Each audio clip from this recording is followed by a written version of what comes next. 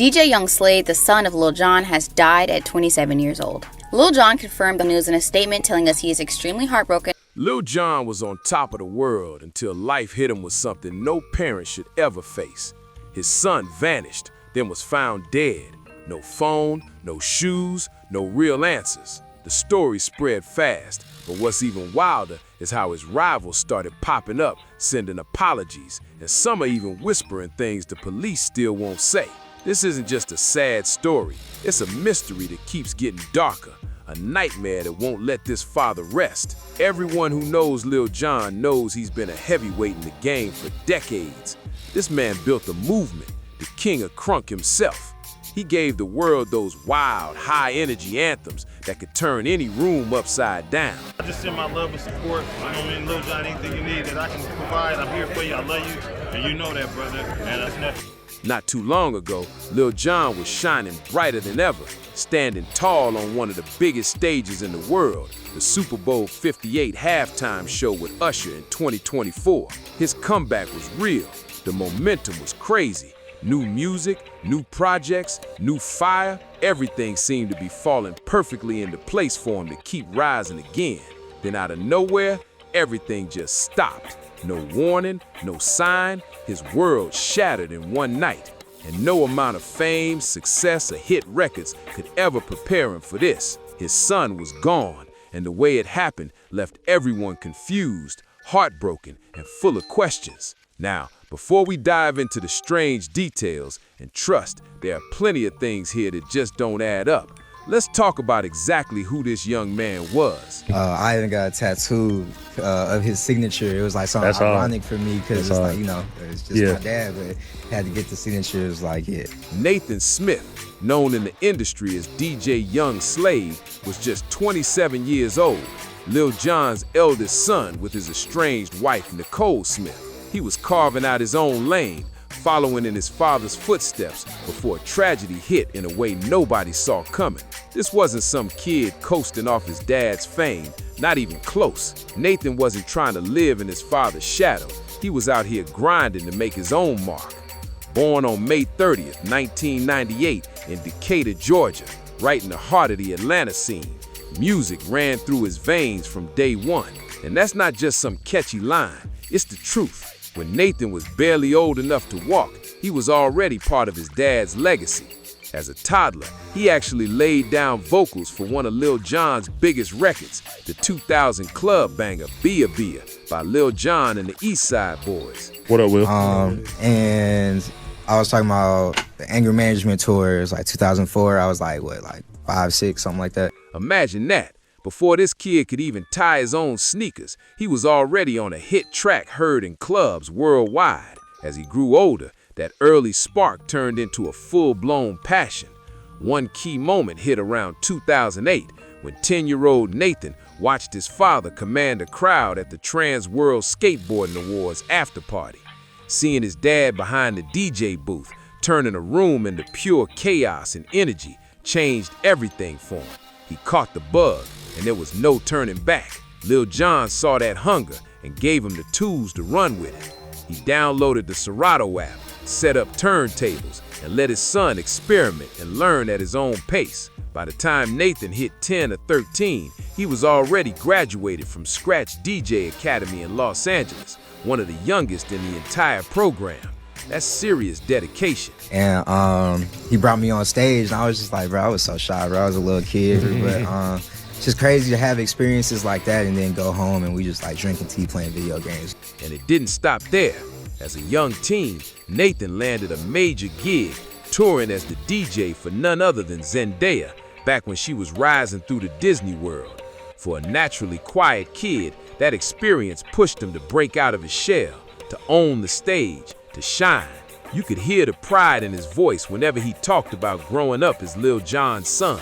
The bond they shared ran deep, and it was clear that Nathan looked up to his father, not just as a legend, but as his biggest inspiration. That's the kind of bond they had, unbreakable. Nathan even had his father's signature tattooed on his body. To the world, Lil Jon might have been this life-size superstar, but to Nathan, he was simply dad.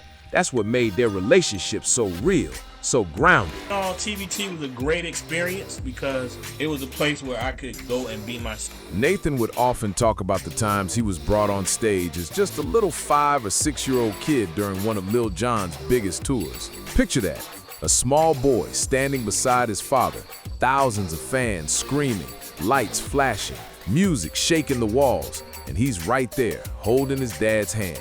That moment says it all about who Nathan was and who Lil Jon was behind the fame. On stage, Lil Jon was the ultimate hype king, loud, wild, pure energy. But behind closed doors, they were just a father and son, chilling, drinking tea and gaming together. That's the side of Lil Jon most people never got to see.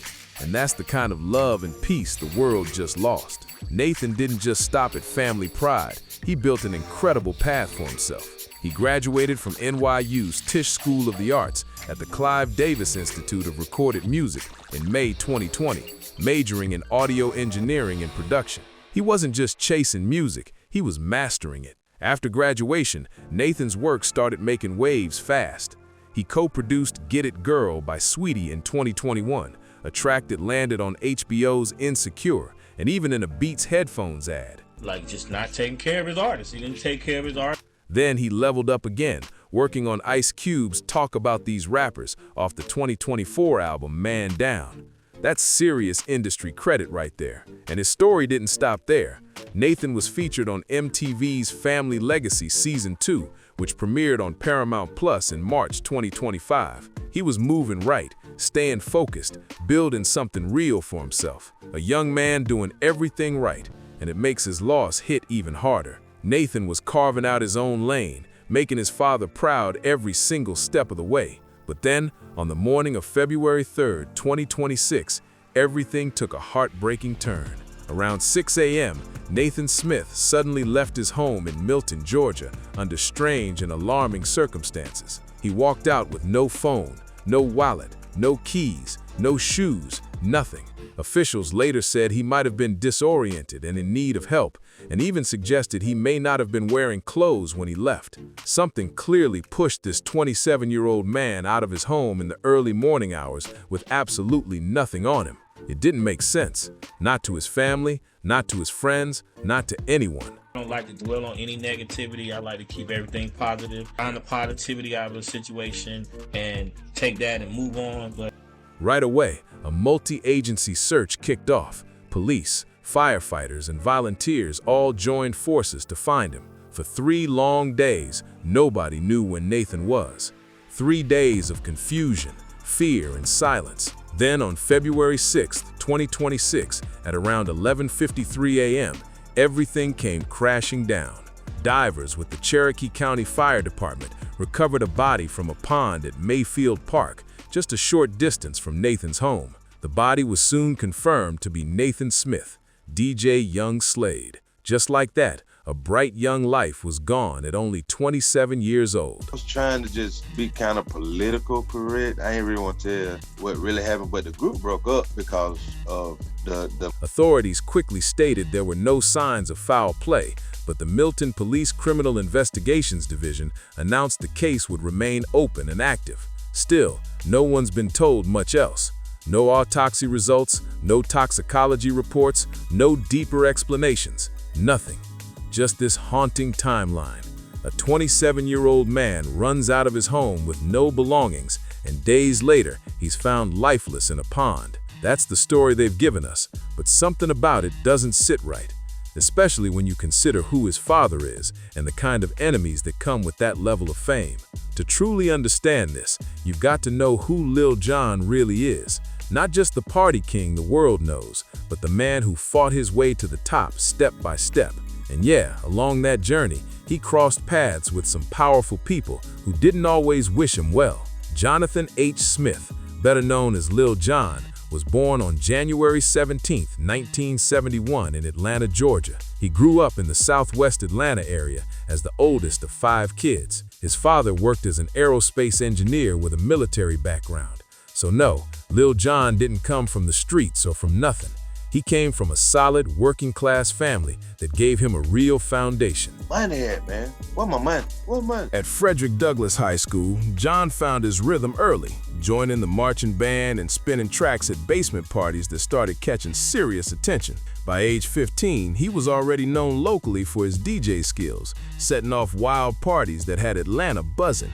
After high school, he hustled his way deeper into the Atlanta music scene, landing a job as an A&R executive for Jermaine Dupri's So Def Recordings.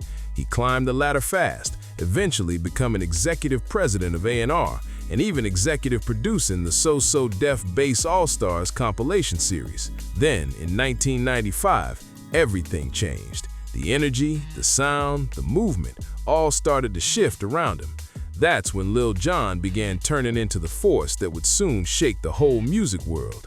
Lil Jon linked up with Big Sam and Lil Bo, and that's when everything changed. Lil Jon and the East Side Boys were born, and with them came the crunk revolution. This sound was wild, raw, and full of unstoppable energy, the kind that made crowds lose control the second the beat dropped. The question, it was almost everybody's attitude changed. Like, everything wasn't the same no more when I started asking all these. Before long, they weren't just making noise in Atlanta, they were taking over the entire hip-hop game. Signed under TVT Records, they dropped Kings of Crunk in 2002, and that record exploded, going multi-platinum.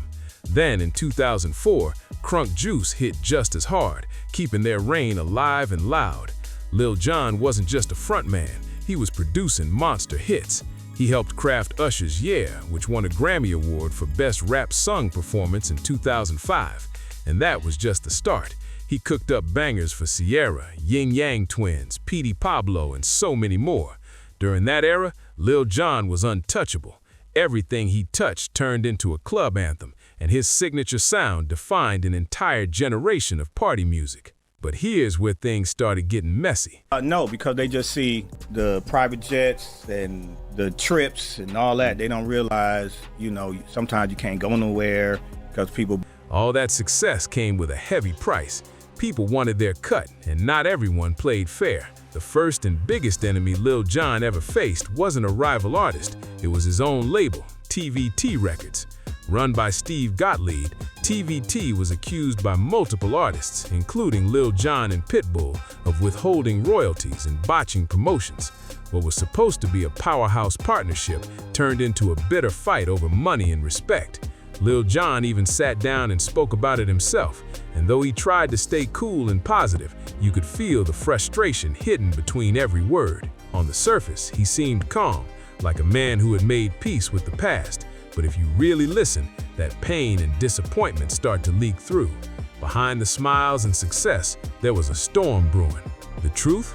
The man who single-handedly made TVT one of the biggest independent labels in the country wasn't being treated right by the same people who owed him their success. And even though Lil Jon tried to keep it professional, saying he didn't like dwelling on negativity, the fallout was real and deep. That's who Lil Jon is, someone who chooses to stay positive even when the odds are stacked against him. But despite his calm attitude, the damage was done. The feud with TVT Records delayed his long-awaited solo project, Crunk Rock, originally set to drop in 2006, all the way until 2010, a 4-year delay that cost him time, momentum, and trust in an industry he helped shape. 4 years. That's how much time Lil Jon lost. 4 years of missed momentum, missed money, and missed chances, all because of one man's shady business moves. When TVT Records finally crashed in 2008, filing for bankruptcy after losing millions in lawsuits, it left every artist on the roster, including Lil Jon, stuck in limbo. But the label drama was just one part of the chaos. What really stung came next, when people close to him started turning into his enemies. One of those people was Big Sam, an original member of Lil Jon and the East Side Boys. He didn't hold back. He went public and told the world exactly why the group fell apart, and it got ugly. According to Big Sam, the whole thing came down to one word: money. He said once he started asking where his earnings were going, everything changed overnight. That single question, "Where's my money?" was the spark that blew up one of the most iconic groups in crunk history. Most people couldn't deal with this life. Big Sam wanted answers about his royalties, mechanicals, and record sales. The moment he started pressing for transparency, the vibe around him flipped completely. What had once been a brotherhood turned cold, and just like that, it was over. After Crunk Juice dropped in 2004, Lil Jon officially split from Big Sam and Lil Bo, ending the group that had built the Crunk empire. The split wasn't just over business though. The drama spread far beyond that. Soon, Memphis legends started calling him out too. DJ Paul from 3-6 Mafia publicly checked Lil Jon, claiming the real origins of Crunk came straight out of Memphis, long before Atlanta made a mainstream. Gangsta Pat even dropped a response video saying Buck music was the true blueprint that inspired Crunk, long before Lil Jon made it global. And it didn't stop there. Even artists from his own city has something to say. Dem Franchise Boys, one of Atlanta's hottest groups in the mid-2000s, accused him of jacking parts of their snap sound, saying he took their vibe without giving proper credit. When you piece it all together, it paints a wild picture. Lil Jon had enemies coming from every direction. The label that was supposed to back him up betrayed him. His group members felt shortchanged. Rappers from Memphis claimed he stole his sound. Even Atlanta artists said he borrowed from their style without acknowledgement. That's a whole storm of tension, years of bad blood, resentment, and rivalries building up around him. Lil Jon knew what it felt like to have the world watching, the pressure mounting, and the people you once trusted turning their backs. Lil Jon has always kept it real about the dark side of fame, the side most people never see. Sure, the private jets, flashing lights, and luxury trips look amazing from the outside, but behind that shine, there's loneliness, pressure, and pain that few could ever handle. He's been carrying the weight of beefs, betrayals, broken business deals, and constant public judgment for years. That's enough to break most people. And now, on top of all that, he's facing the unthinkable, having to bury his firstborn son. The same man who turned struggle into sound is now living through his deepest silence. And just when things couldn't feel heavier, something unexpected happened, something powerful.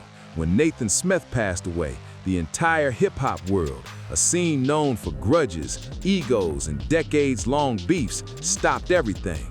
People who had once thrown shade, argued, or competed against Lil Jon all came together, united by one heartbreaking truth. They showed up, in messages, in person, and in spirit.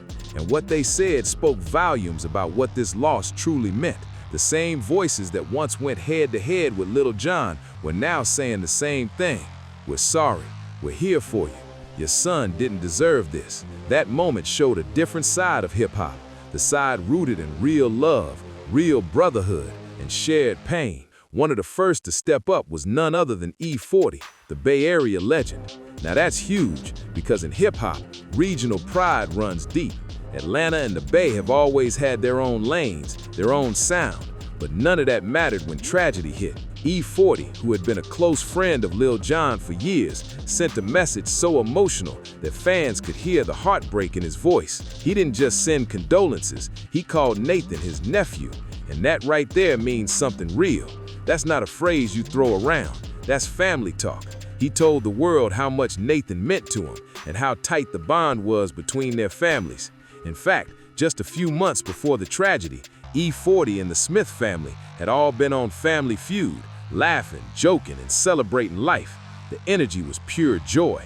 No one could have guessed what was coming next. I gotta ask you, man, our brother, Lil Jon, man. Yeah, man, I send my condolences to Lil man. Nephew, man. We were just on Family Feud together, all of them. And now, that same man, one of hip-hop's most respected voices, was standing in front of a camera, his voice breaking, saying how much he was gonna miss Nathan. His final words hit hard. Anything you need, I'm here for you. That's what real love sounds like. Not for show, not for clout, but from the heart. That's what it looks like when the community drops the drama and stands together in grief, reminding the world that behind the fame and rivalry, there's real humanity. And it didn't stop with hip-hop either. The love reached far beyond the music world. Even Shaquille O'Neal, one of the biggest names in sports and entertainment, reached out personally to Lil Jon. When legends from completely different worlds unite like that, it shows just how deep the loss cut and how much Nathan's life and his father's pain touched people everywhere.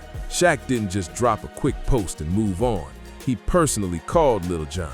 That's real friendship right there. He wanted to make sure Jon heard his voice and knew he wasn't alone in this storm. Shaq said straight up that he couldn't imagine what it feels like to lose a child, but he knew it had to be devastating beyond words. For a man of his size, fame, and presence to admit something so raw, that's powerful. That's honesty. And then came Lil Jon's own statement, the one that tore through every heart that read it. You could feel the pain, the unbelief, the heartbreak pouring out in every single word. Lil Jon, his son, Shorty Cut, and Too Short, man, like a few months back. You guys made history together. I know you have so much love for their family. This wasn't a superstar speaking.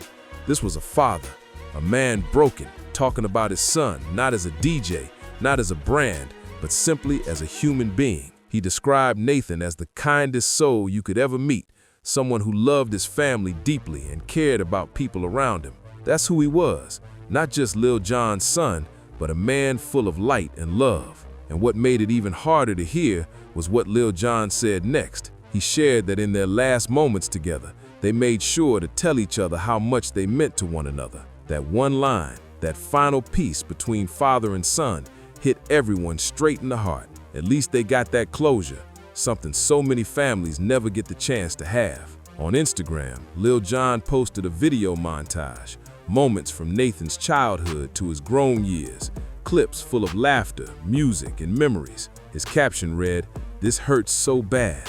I love you, son." Those few words carried more emotion than any long statement ever could. The post was instantly flooded with love, support, and prayers from fans, peers, and celebrities across the world. In another post, he spotlighted Nathan's music on Spotify, writing, "Slade released this when he graduated college." Supporting him at a time like this.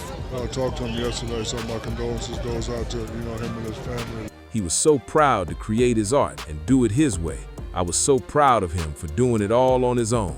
Even through his pain, Lil Jon made sure the world saw his son's independence, his creativity, and the legacy he built with his own hands. Social media lit up in unity. Across every platform, the love was overwhelming. On X, formerly Twitter, users poured out heartfelt messages about how heavy this loss felt for the entire hip-hop community. On Instagram, his comments were overflowing with condolences and strength. And on TikTok, fans created emotional tributes, slideshows, clips, and remixes of Nathan's music that showed just how many people his story touched. Everywhere you looked, the message was the same. We're hurting with you. This wasn't just Lil Jon's loss. It became the whole culture's loss. People from all corners of the entertainment world put differences aside to stand with him. The beefs, the grudges, the competition, it all disappeared for a moment. Everyone showed up simply as human beings, grieving together. That unity said everything about how deep this tragedy runs. When an entire industry known for its rivalries can pause and come together, you know the loss is beyond measure. But even with all the love, all the tributes, and all the support, there's still something about this story that refuses to rest. Something that keeps people asking questions. Something that just doesn't add up. I don't know how that feels, but I'm sure I know it's devastating for him. So, like I said, my condolences go out to him and his family. And here's where everything starts to twist. Because what happened after Nathan's passing is what's keeping this story alive. People can't stop asking the same questions, and the deeper you look, the stranger it all gets. Nothing about that morning feels normal. Not how he left, not where he ended up, not the silence that followed. Let's start with the timeline. February 3rd, 2026, around 6 a.m., a young man with no history of violence, no record of trouble, suddenly runs out of his home with no clothes, no phone, no shoes, no wallet. And 3 days later, he's found in a pond near his house. Officials say no foul play, no signs of trauma, and then nothing.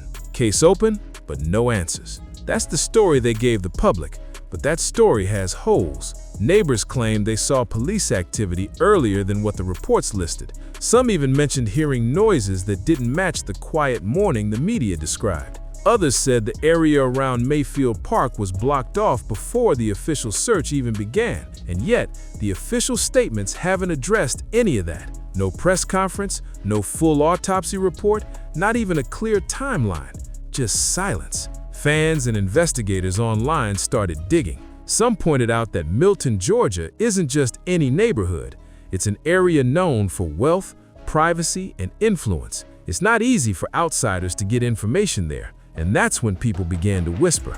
Was Nathan's case being kept quiet on purpose? Then came the theories. Some claimed Nathan had been acting off in the days before his disappearance. Others suggested he was working on something big, a secret project connected to his music, maybe even something he didn't want in the wrong hands. A few even noticed that certain posts from Nathan's social media disappeared right after the news broke.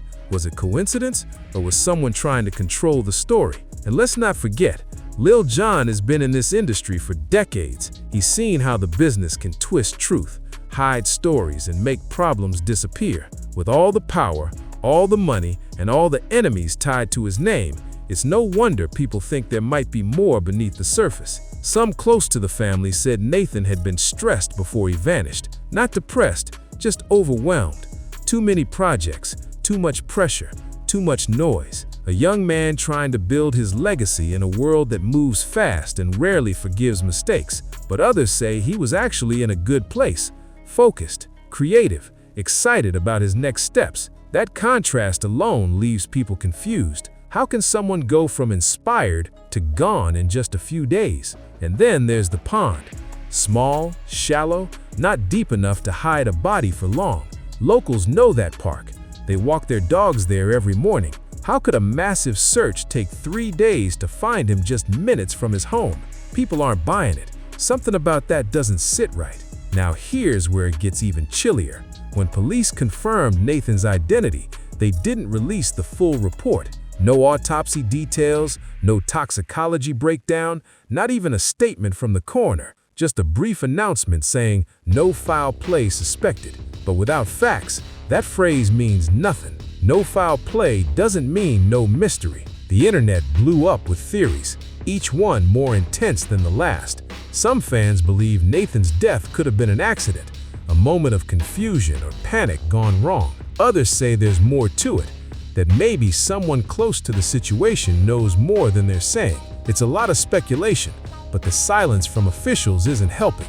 Meanwhile, Lil Jon has stayed mostly quiet, not because he doesn't care, but because grief like that doesn't leave room for explanations. He's mourning, processing, and trying to hold his family together.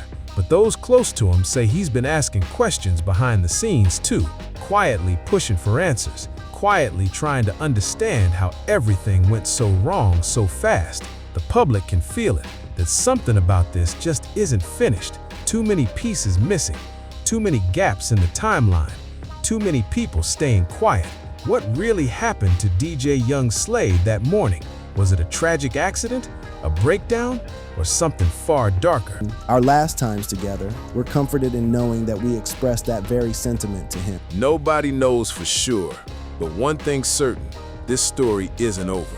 Every day, new voices come forward, new details surface, and the mystery deepens. The world wants the truth, not rumors, not theories, but the real story of what happened to a young man who had everything ahead of him and a father who refuses to stop asking why. Even now, there are still so many unanswered questions. According to the official reports, there's no indication of foul play.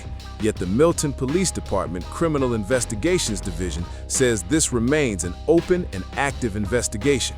So basically, they're saying no foul play, but we're not closing the case.